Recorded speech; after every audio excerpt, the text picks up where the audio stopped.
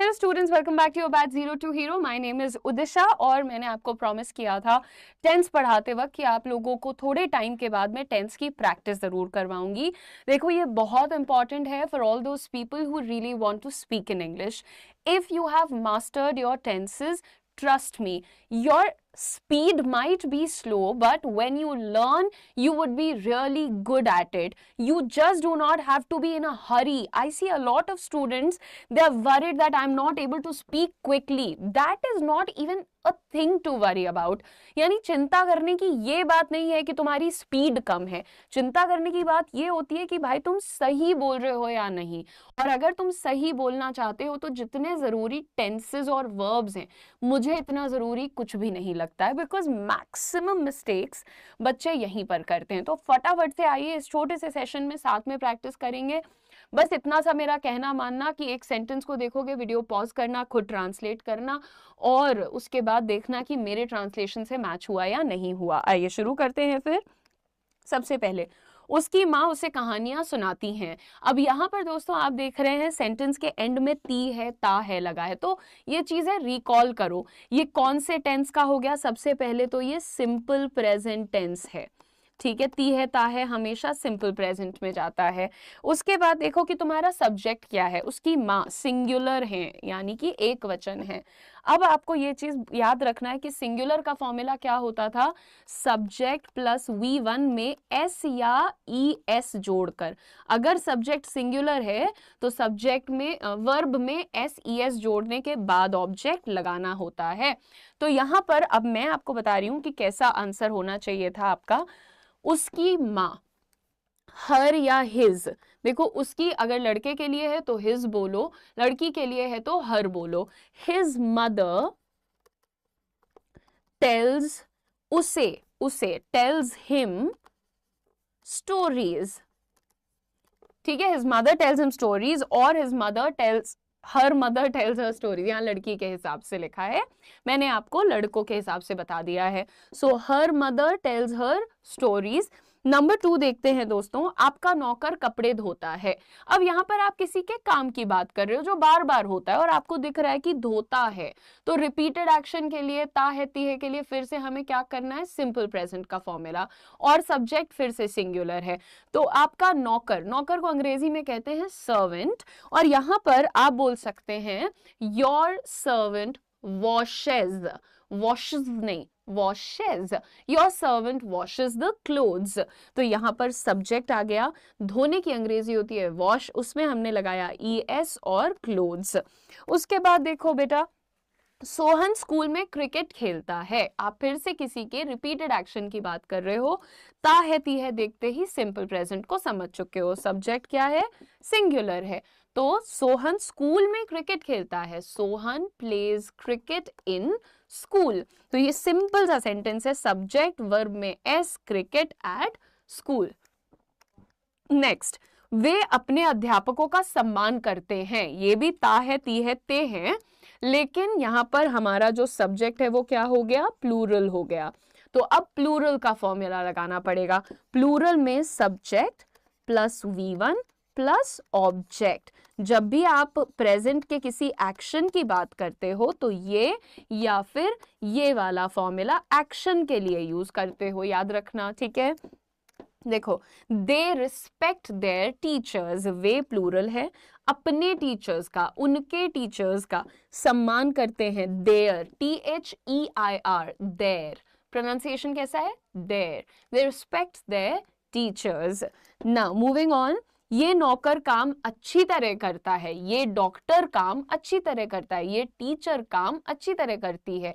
तो कैसे बोलते हैं भाई? ता है ती है देखा, यानी हम प्रेजेंट टेंस में, सिंपल प्रेजेंट।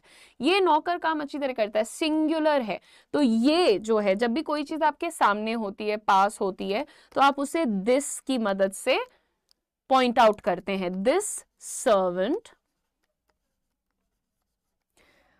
आप कह सकते हैं वर्क्स वेल, वर्क्स प्रॉपरली, दोनों चीजें, इसीलिए मैंने पहले आंसर बुला दिया। दिस सर्वेंट काम करता है, वर्ब होगा काम करने की अंग्रेजी वर्क, इसमें लगाएंगे S। क्यों लगाया? क्योंकि मेरा सब्जेक्ट सिंगुलर है। So this servant works well.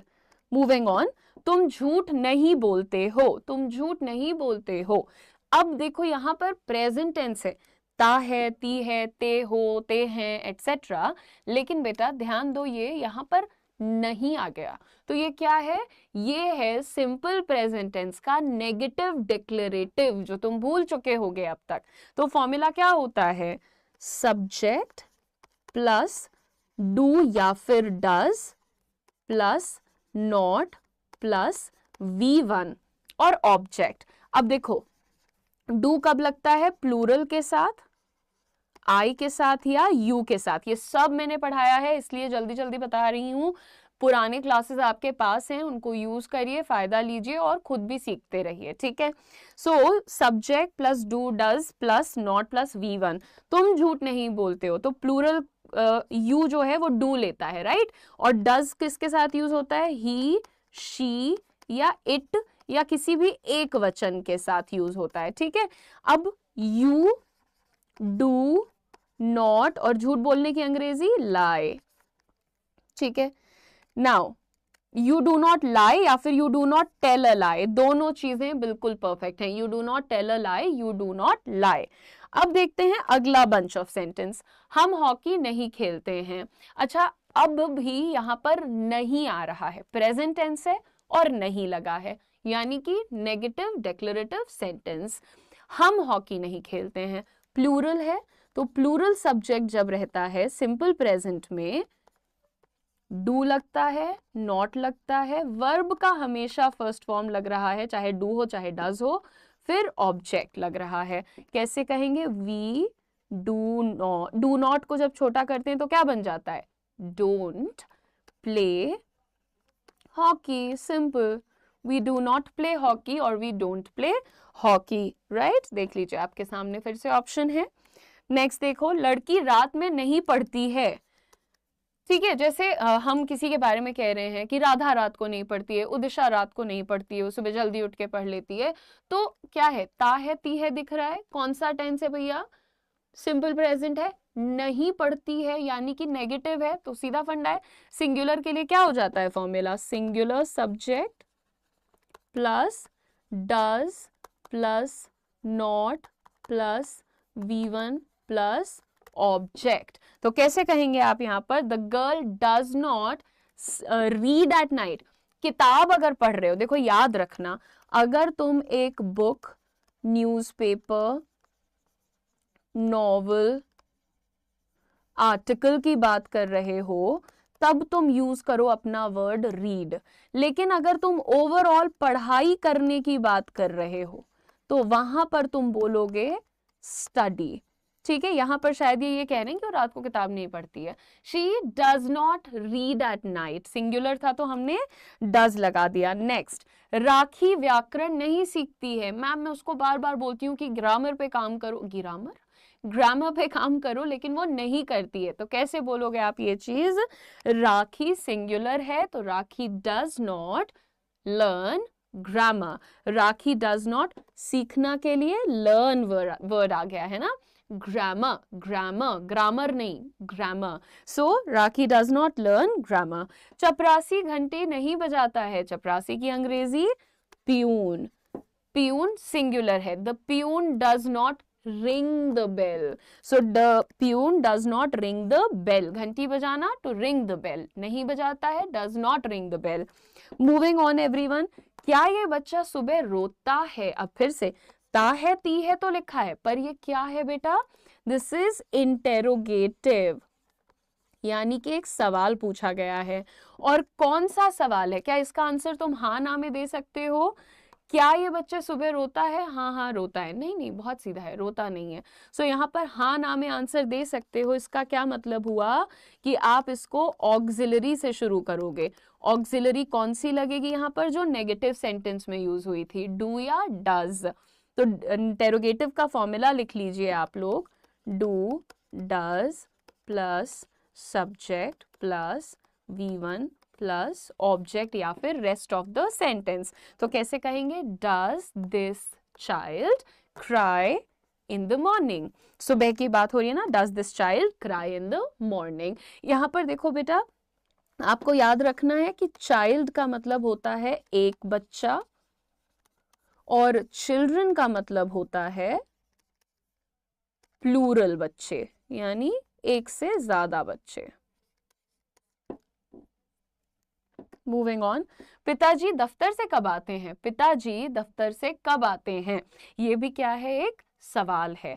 किसके बारे में बात हो रही है यहाँ पर? सिंगुलर के बारे में बात हो रही है। लेकिन लेकिन लेकिन ये कैसा सवाल है?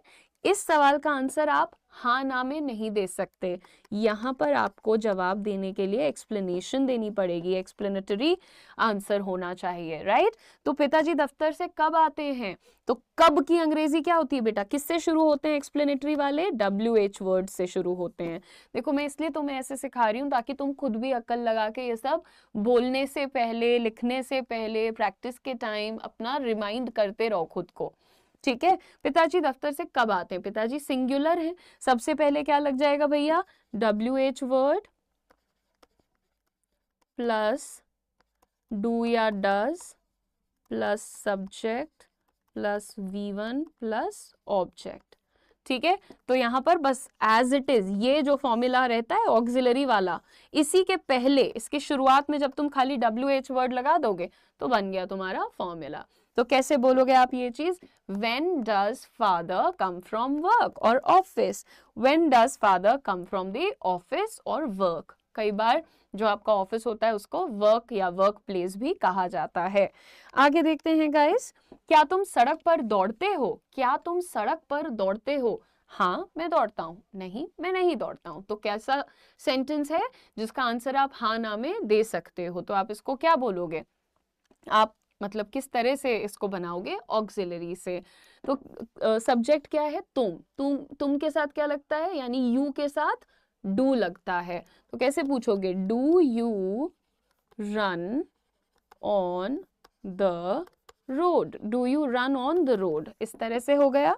नेक्स्ट देखो, क्या वह नदी में नहाता है? अगेन वह तुम्हारा सब्जेक्ट एक सिंगुलर वर्ड है, वह। तो किससे शुरू होगा? Does he bath in the river, right? Does, जब मैं टेक अ बाथ लिखती हूँ तो ये बात लिख देता है, जब मैं बात लिखती हूँ तो ये टेक अ बाथ लिख देता है। चलो दोनों सही है, बाथ और टू टेक अ बाथ दोनों सेम बात करते हैं। Does he take a bath, ये भी आप लिख सकते हो, ठीक है? नहाना की इंग्लिश दोनों होती है एक्चुअली। नेक्स्ट, क्या सीमा सेब खाती है? सेब एप्पल या वो नमकीन, एनीवे तो आप किसी के बारे में पूछ, जैसे आपके घर मेहमान आने वाले हैं या मैं आने वाली, तो आप क्या उदिशा मैम चाय पीती है कि कॉफी? मैं कॉफी पीती हूँ, मुझे कॉफी चाहिए। एनीवे तो आप पूछते हैं ना उदिशा चाय पीती है या कॉफी पीती है, तो कैसे पूछोगे आप? क्या सीमा सेब सेब क्यों लिखा है? सेब होना चाहिए, हाँ सेब है ये, पेट इसका फाड़ो। चलो, does Seema eat an apple, और आप बार बार देखो वर्ब का फर्स्ट फॉर्म है। क्यों है बेटा? क्योंकि सिंपल प्रेजेंट टेंस भी है और डू डज के बाद वर्ब का फर्स्ट फॉर्म लगता है। चलो लास्ट सेंटेंस है, क्या तुम उसकी मदद करते हो? जैसे घर से जब दो बच्चे दूर चले जाते रहने तो मम्मी पापा पूछते हैं ना कि अरे, जैसे मेरा बड़ा भाई है तो उससे पूछेंगे ना कि उदिशा से बात करते हो, उसकी कोई हेल्प करते हो, उसके कभी घर जाते हो, एटसेट्रा। तो यहाँ पर भाई क्या तुम उसकी हेल्प करते हो? तो कैसे? तुम है यहाँ पर, हमारा सब्जेक्ट अगर यू है तो इसके साथ क्या लगता है? Do. Do you help her, do you help him, do you help them, etcetera, जो भी तुम्हारा टॉपिक है। उम्मीद करती हूँ कि आपको प्रैक्टिस करके मजा आया होगा और आप खुद भी और प्रैक्टिस करेंगे, क्योंकि हमने PDF आपको दिलवा दी थी काफी पहले। तो अब टाइम मत वेस्ट करो, सब लोग पढ़ाई लिखाई पे ध्यान दो and start speaking in English. All the best everyone, see you guys with the next video very soon.